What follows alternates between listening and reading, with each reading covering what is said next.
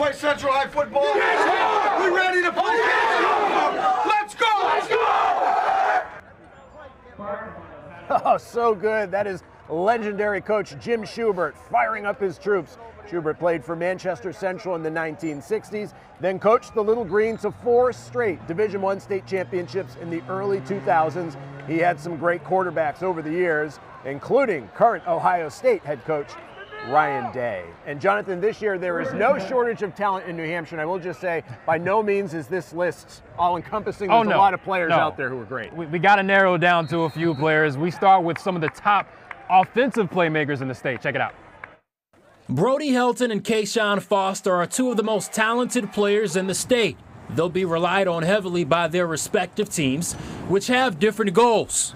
For Helton and Bedford, it's solidifying dominance. The Bulldogs are going for a 3rd straight state title. It would take showing up to practice every day, working hard, beating our opponents by 20+ every game. Helton's confidence was earned after being named All-State as a sophomore. Now he's a leader on a Bedford squad that graduated a big senior class. It feels a bit weird without the seniors from last year, but I'm glad that I grew up playing football with these kids, so it'll be fun this year. Helton says he wants to rush for 2,000 yards, but being recognized isn't the main focus. There's another championship to win. I'm very proud of myself. It's a huge accomplishment for me.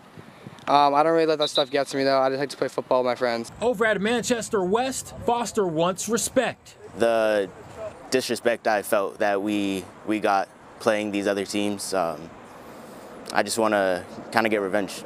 Foster was a bright spot for the Blue Knights last season. He was Division II All-Conference at running back. He says look for an improved West squad. We all got stronger. We all got faster. We're way better conditioned. I think we're a lot more prepared coming into the season. Foster is a senior, so he isn't taking any game for granted. Most importantly, I just want to win. But secondly, I want to get scholarships, get my name out there. I want to play college football, go to the next level. Helping the West program level up would be the perfect ending to his career. It would be the best thing ever, man. That's like, it hasn't been done in years and years, and for us to do that this year, my senior year, it's really something special.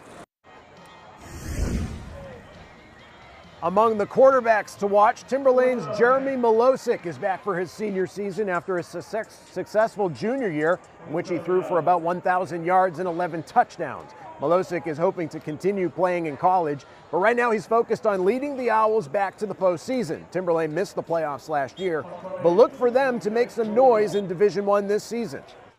After last year, we had a decent year, but this year, my main focus is to just win more football games in any way I can. If I hand the ball off 200 times, we win a game, you know, that's success to me, and that's what I want to happen, win a lot of football games. I think we can be really good. I mean, our guys are hungry, we're returning a lot, we worked hard this offseason in the weight room and on the field. I think there's no limit. All right, we all know it. Without good offensive linemen, the offenses just wouldn't score, right? And there's a pair in Londonderry who really stand out.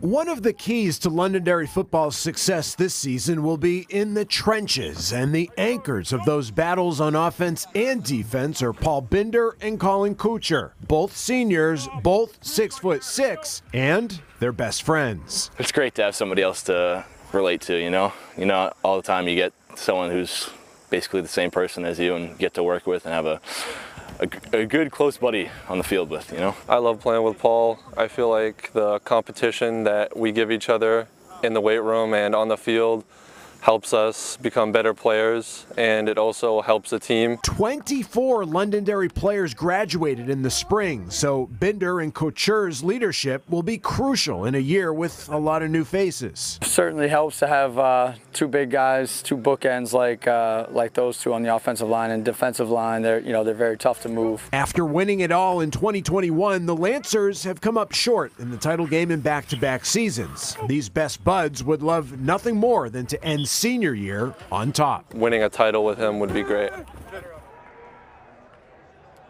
One of the constants over the last 3 decades has been some of the coaching greats in New Hampshire, and we caught up with a few of them as they share some of their favorite memories from the past 30 years. 2002 state title game, Exeter and Dover. It came down to the final play. The Blue Hawks won on a last-second field goal, winning 24-21. Head coach Bill Ball remembers every moment of that battle. The field goal made it by less than an inch, and that game certainly would stick out in my memory forever. Coach Ball stepped down as the school's athletic director, but this is year 32 leading the football team. He's still going on a year-by-year basis. The boss at my house, my wife Lori, has a lot to say about all of it, so we'll talk after the season. He's been on the sidelines for every season of Friday Night Football. 30 years ago in 1994, there were 36 teams playing high school football. Today there are 58 teams playing high school football. Brian O'Reilly started coaching Pinkerton 16 years before FNF even began. Now in his 46th season, with 11 football championships on his resume, the memories are endless. Pushing 50 years in the school now and a lot of games. Obviously championships come to mind, but any one thing, I'm too old for that. I really am. Like Ball, O'Reilly is taking it one season at a time. When it's over, I don't know that anybody will know it until they find out there's a new coach. O'Reilly is knocking on the door of history. He has 346 career victories, just 10 shy of another legend, Plymouth's Chuck Lenahan, who retired 11 years ago after 43 years leading the Bobcats. I don't know where you start, you know. It's great, great kids, and I miss them the most, but good to see the kids. And we had 20 state championships in that time, so those 20 stand out pretty good. With 10 more Astro wins, O'Reilly will become the winningest coach in New Hampshire. Oh, that'd be great. You know, Brian is a great coach and a great guy, and he's done a fantastic job at Pinkerton, so pass the torch to him and Pinkerton Academy would be a great honor. I hope he's been coaching longer than I have so I can bag him on that, but Oh, gotta love it. So good to hear from those guys. It really is amazing, though, isn't it, Jonathan, when you think about it? 46 years for Brian O'Reilly and Pinkerton. I mean, we're talking about 30 years of FNF, but 46. I had to double check, like 46 years? Is that right? I'm trying to do the math. Like that is wild, but you also, it's something that is so rare today. We talk about the new coaching changes every year. 4 years, 5 years, it seems like the average, and there's a new coach, but to have 46 years and to do it at a high level, you got to appreciate it. The Astros have lost in the semifinal round in back-to-back years to their rival Londonderry, so you know, certainly they would like some revenge over the Lancers this year. D1 might be open this year too, with Bedford graduating a senior class, so it could be an interesting storyline for Division I. Yeah.